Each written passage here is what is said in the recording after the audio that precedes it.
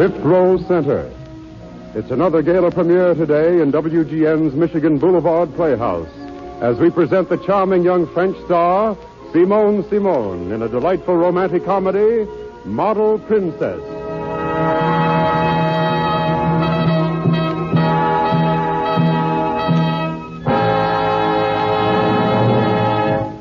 Miss Simone has not only won international fame as a screen actress, but she is also appearing at present in a delightful new musical comedy, 3 After 3, now playing at the Erlanger Theater in Chicago. It's a sellout house here in the studio again today, but the best seats in the theater are always yours in Fifth Row Center.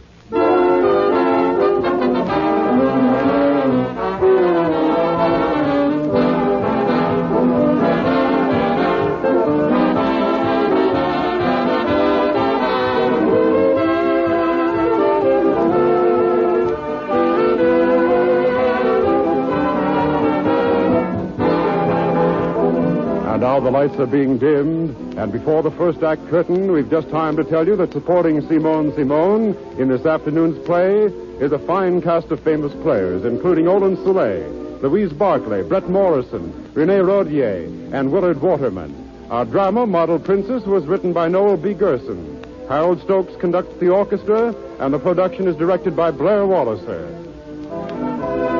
And now, there's the curtain, and the show is on.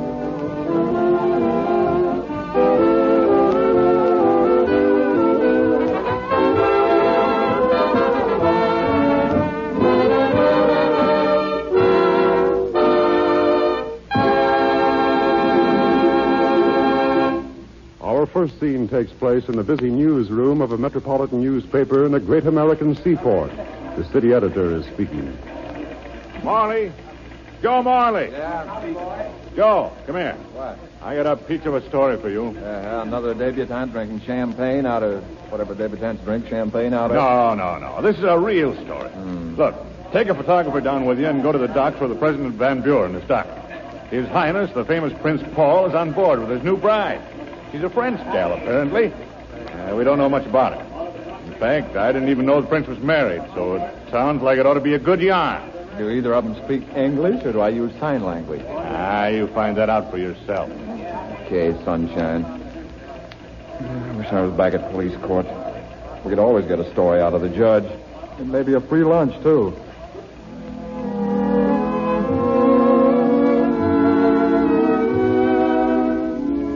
And now we move to the salon of Madame Tournay, one of the city's most famous dress designers.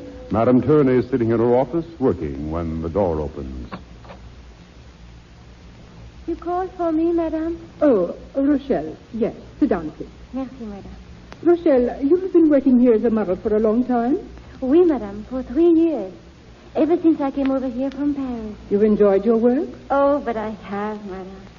I would rather work here and wear your wonderful clothes than anywhere else in the whole world. Oh, madame, you are not going. Oh, no, Rochelle. I am not going to let my most attractive model go. I'd be a fool if I did anything as stupid as that.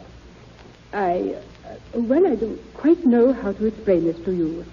I have a very unusual job for you. That is, if you care to take it. Oh, we are going to have a sideshow at a racetrack or something? No. Now, please understand, my dear. If you don't want to do this, it will be perfectly all right with me. I understand, madame. Well, let me begin at the beginning then. A very important ambassador is sitting in the next room. An ambassador? Yes. He saw your picture in one of the magazines the other day, and he thinks you can help his country. Prince Paul, who is the heir to the throne, is arriving here today on a goodwill trip.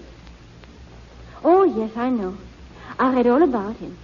He plays polo, and he's very handsome, and he speaks 5 languages, and, of course, he's very rich. How would you like to be the princess? I? Oh, excuse me, please, madame. But now you joke me with kidding. I am being very serious.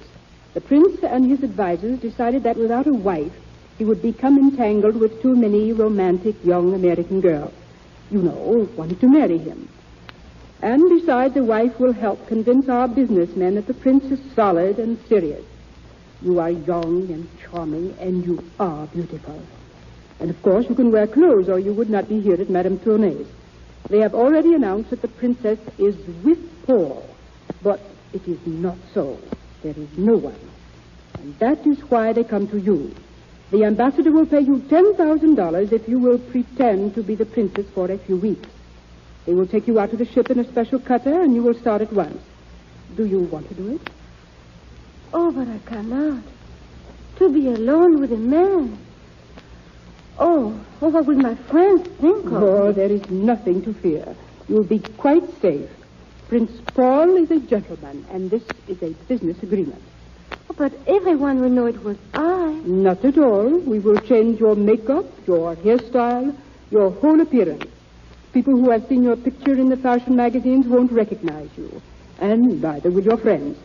You will be a new person, the Princess Bébé. I, Rochelle Gaby, a princess? Oui, Your Highness. No, Your Highness. Oh, yes, Madame, I will do it. Where is that ambassador? Your princess is coming, Prince Charming.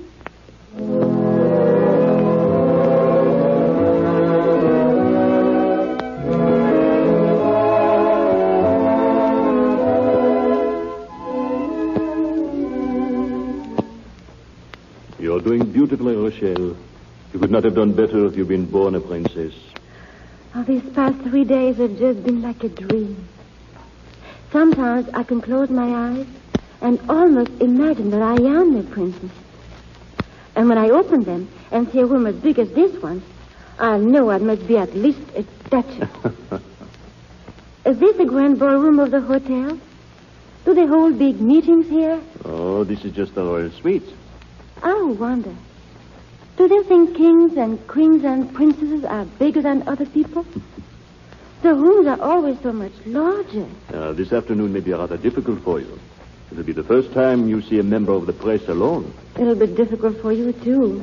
Going to start building a new embassy and making a big speech. This won't be a novel experience for me, my dear. I've had enough experience with cornerstones to be an expert stonemason by this time. I've been making speeches since I was 10 years old.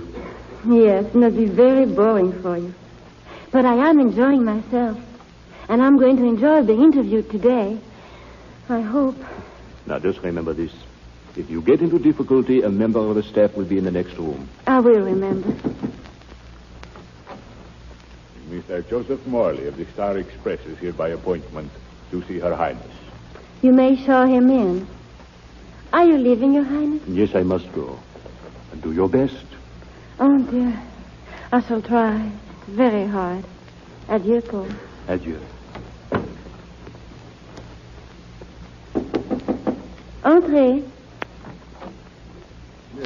Your Highness, I'm Joe Morley, the Star Express. How do you do?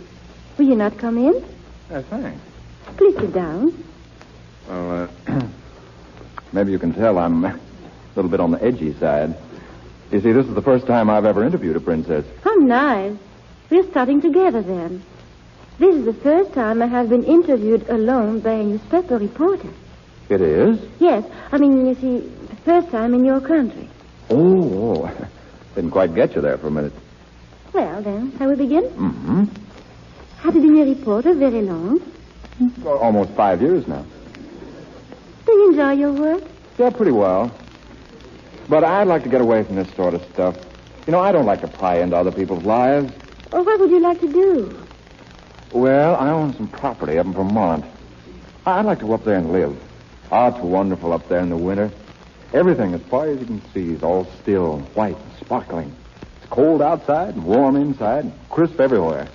That sounds enchanting. Yeah. Yeah, but that's the whole trouble. It's too good. I'll never get there. Well, why not? Well, I can't go up alone. I'm not married.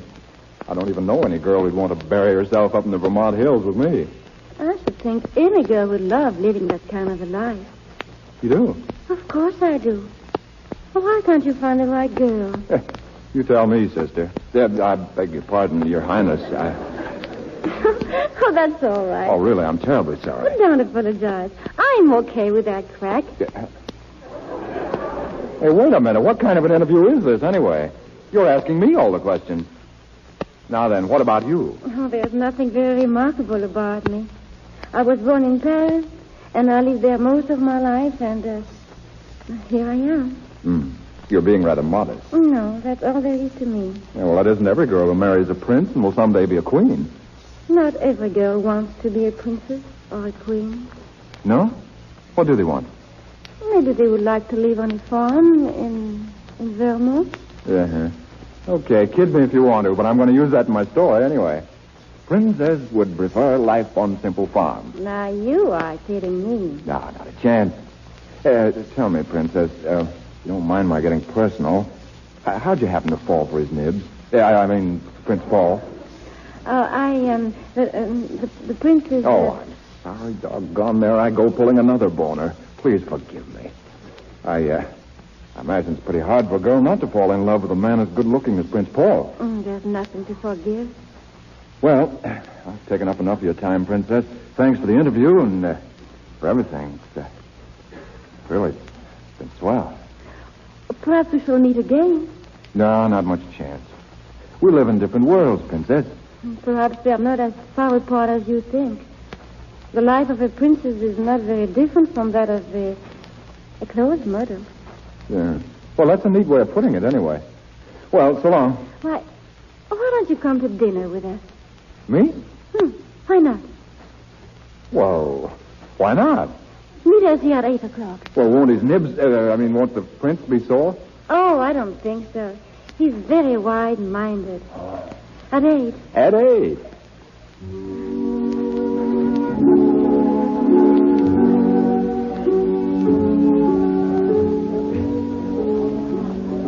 You dance beautifully, Princess. I love to waltz with you.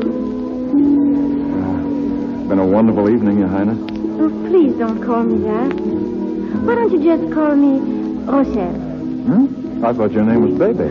Oh, yes. Oh, well, my friends all call me Rochelle. Oh. Am I a friend? I hope so. Doggone, you know, I wish you weren't a princess. Married to a prince.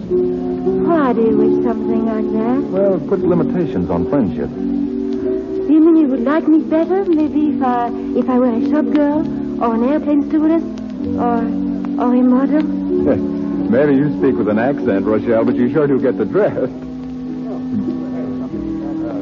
We danced together as though we had done it always. Let's keep right on dancing. The music has stopped. So it has. Funny, I wonder why they stopped in the middle of... Hey, look, what's happening? It's a fire. Oh, hey, this isn't so good. Look at those flames. Come on. Hey, this is a stampede. Are you all right, Rochelle? Hang on to me. I'll get you out of here. Oh! What's the matter? Oh, my ankle. Oh. Can't you walk? Oh, please, you go. No, not a chance. If we get out of this inferno, we'll get out together. Here, put your arms around my neck. Up. All right, hang on, kid. Here we go.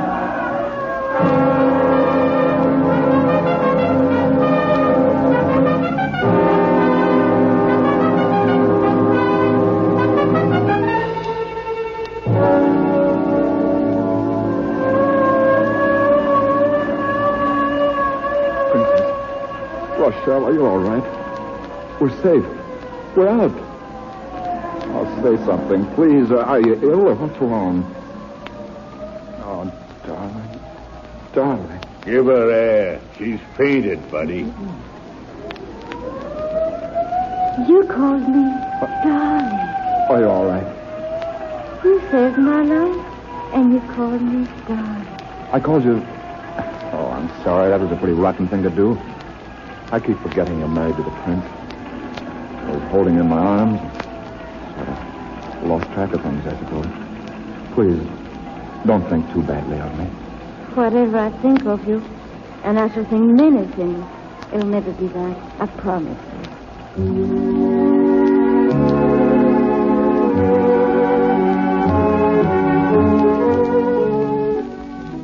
Our scene again changes. It is 2 days later.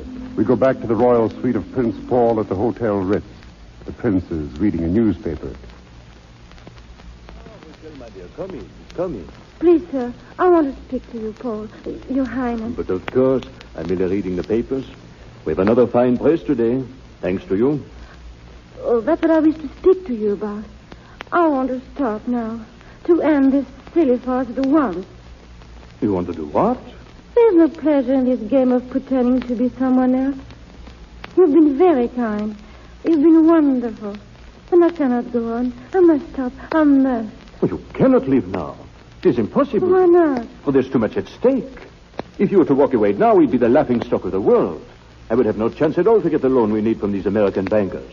And thousands of men and women and children will go hungry, all because you have suddenly found this position distasteful to you. How can I go on?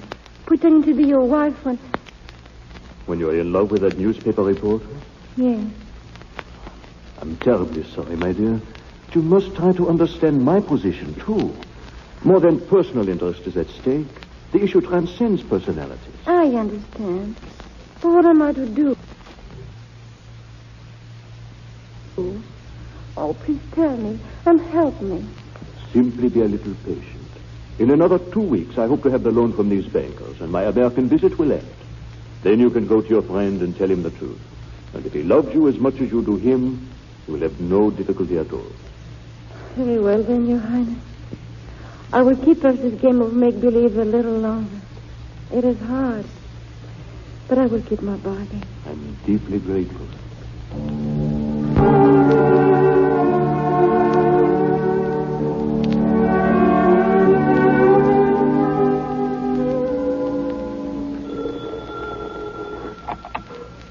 Hello?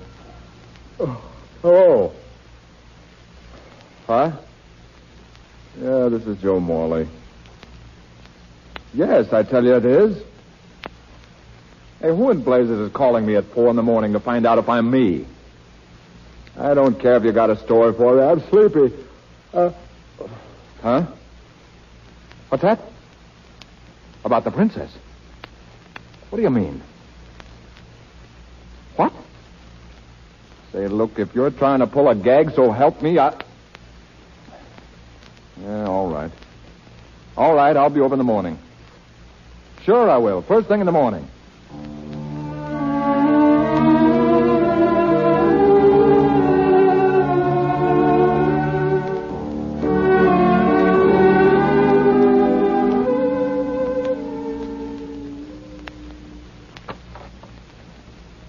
How do you do? Please come in, Monsieur Morley. Well, let's get to the point. What's this all about? Monsieur Morley, I am the Princess Bébé. Oh, really? You are the Princess Bébé. You may jeer if you like, but I have ample proof. Here, look at these papers before we continue this discussion any further.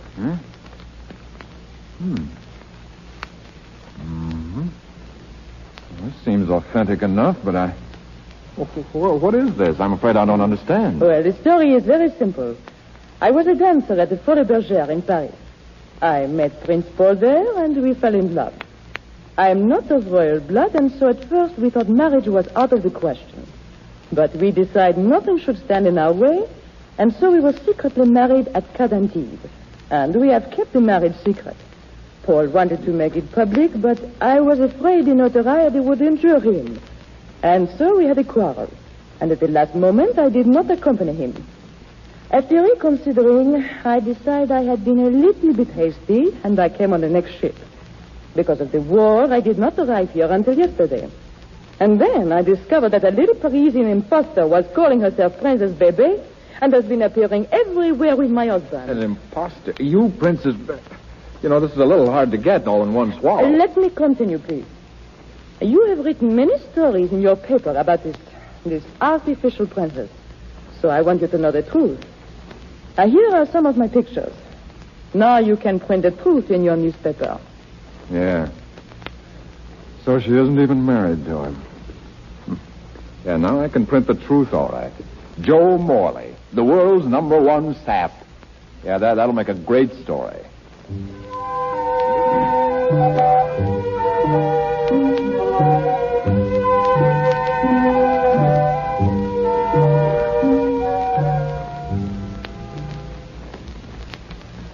You say Mr. Morley is here, doesn't want to see me? That is right, Your Highness. He insists on seeing Prince Paul. The ambassador telephoned to say he has urgent business with me. Mr. Morley can wait. Mr. Morley can't wait. And I can tell you everything the ambassador has to say. Joe, what are you doing? Take a look at these pictures, Prince Paul. Do you recognize this lady? Baby. Yeah. Mr. Morley, where did you get these photos? What do you think? From the little lady herself, not a motion picture. From Baby? Then she is here. Yeah, you catch on fast. Baby. But I am Baby. Am I not? Hey, look, let's all take our hair down now and quit pretending. You've had a lot of fun with me, haven't you, Princess? I've never known anyone just like you before, but I've heard about your type. A lady gigolo. I hope you get a lot of laughs out of this. I will, when I get my sense of humor back. Bebe here? Where is she, Mr. Morley? Where is she? Rochelle, Bebe is my wife. Your wife? Oh, Joe. Now I see why you're angry. But I knew nothing, Joe. Oh, please listen to me.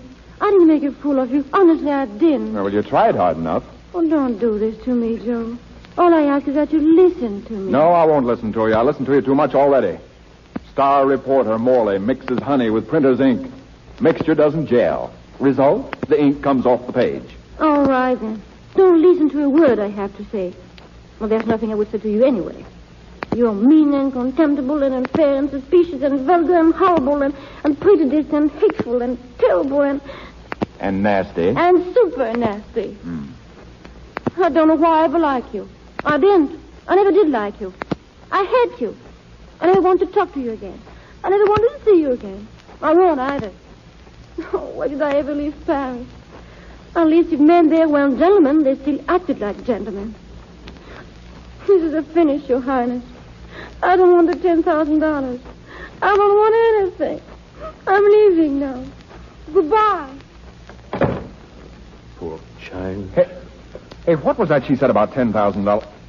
Were you paying her to pose as the princess? Naturally, I was paying her. This was strictly a business arrangement, nothing more. Oh, I've made a nice mess out of this. Rochelle!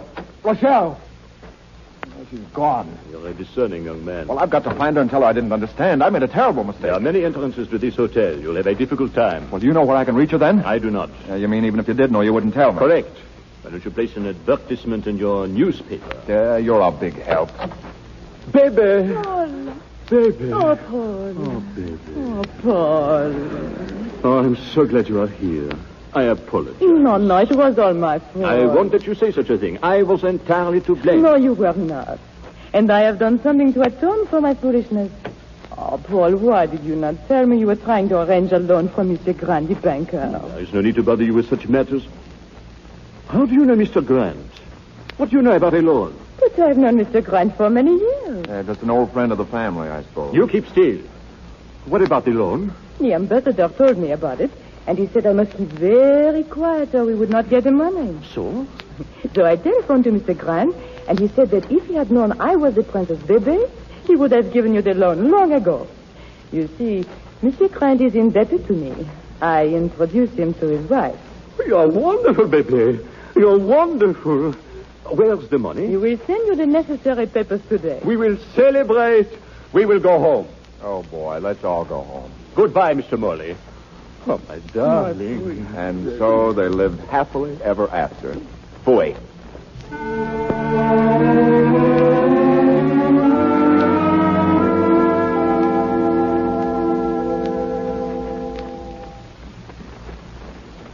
You're so good to take me back, Madame Tony. I have disgraced you and myself. I'm such a little fool. Nothing of the sort. Forget the whole experience, child. It was very unwise of me ever to allow you to do it. Oh, no, Madame. It was my own fault. Nonsense. You are just allowing yourself to dramatize the situation. You made the mistake of falling in love with a young man who obviously was not worthy of you. Now then, forget it and go back to work. A new line of evening dresses has come in. Go try them on. And if there is one you like particularly well, you may keep it. Yes, Madame. Thank you so much. Hello. Get me the Star Express, please.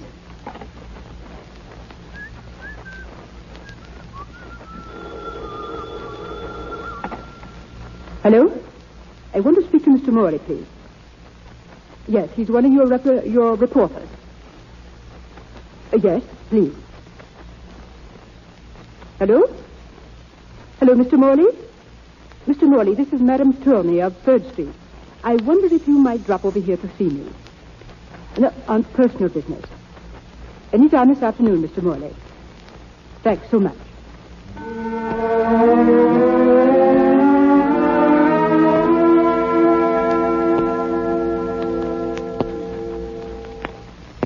You seem like a very presentable young man, Mr. Morley. You don't look at all like an ogre.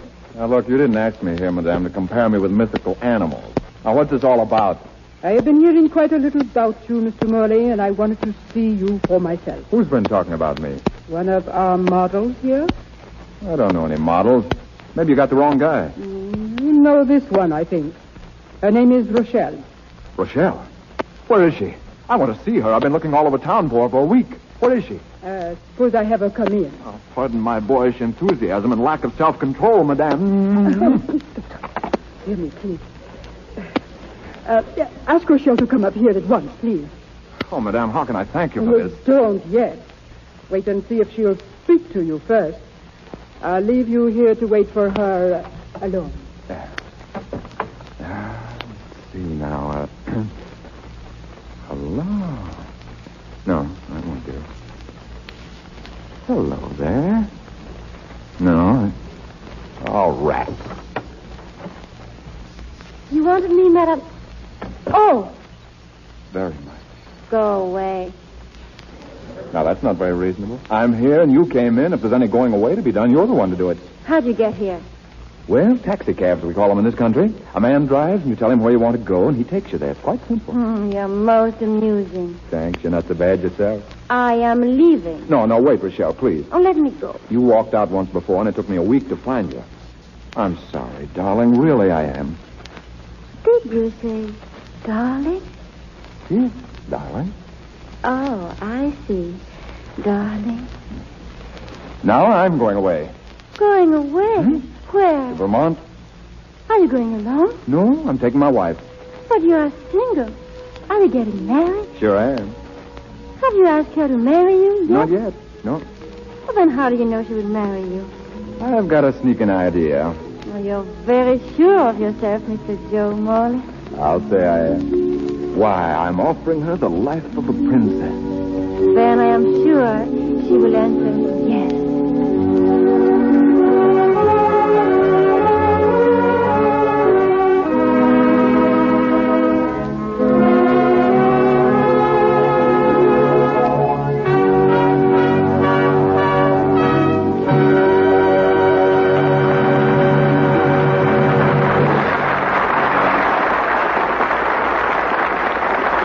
Ladies and gentlemen, you have just heard Model Princess, a radio play starring America's favorite French ingenue, Simone Simone, and presented from coast to coast over the Mutual Network from the audience studios of WGN in Chicago. And now, if Miss Simone's had a chance to catch her breath after that final romantic love scene, we'd like to ask her to step out of character for a minute.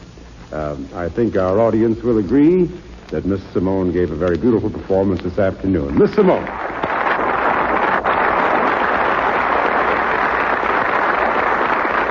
I understand, Miss Simone, that you're to be doubly congratulated. Am I right in saying that this is only your third time speaking before a microphone in this country?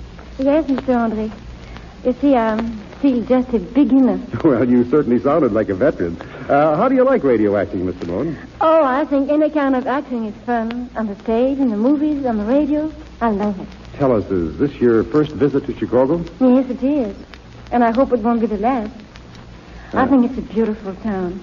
And this WGN studio is one of the most beautiful I've ever seen, here or abroad. You have another first to your credit, too, I know. Your present role in 3 After 3 is your first in an American stage play or musical, isn't it? Yes. Well, you see, all the work I've done in this country was in Hollywood. Miss Simone, suppose now, for the sake of the ladies listening in, you give us the French viewpoint on American styles. What do you think of our shops, for instance? Well, it's a good thing we are doing a lot of rehearsing, or I never stop shopping. I've seen so many beautiful things in your Chicago shops I'd love to buy. Well, as I said, it's a good thing we're rehearsing so much. Another thing I'd like to ask, Miss Simone, how many movies did you make in Paris before you came to Hollywood? Quite a few, about 10. Did you do any stage plays or musicals over there? Yes, both. In fact, most of my work was in musical comedies. And another question. What are your plans after the road tour New York run of 3 After 3? Well, if business keeps on as good as it has been, that's too far off to worry about. Well, thanks very much, Simone. And ladies and gentlemen, featured in tonight's play with Miss Simone, Roland Soleil as Joe Morley, Louise Barclay as the Princess, Brett Morrison as Prince Paul, Renee Rodier as Madame Turney, and Willard Waterman as the editor. The drama was written by Noel B. Gerson, the orchestra was conducted by Harold Stokes, and the production was directed by Blair Walliser. Next Sunday, listen for Glenda Farrell, Alan Dinehart, and Lyle Talbot in Jungle Drums, another premiere on Fifth Row Center. Pierre Andre speaking. This is the Mutual Broadcasting System.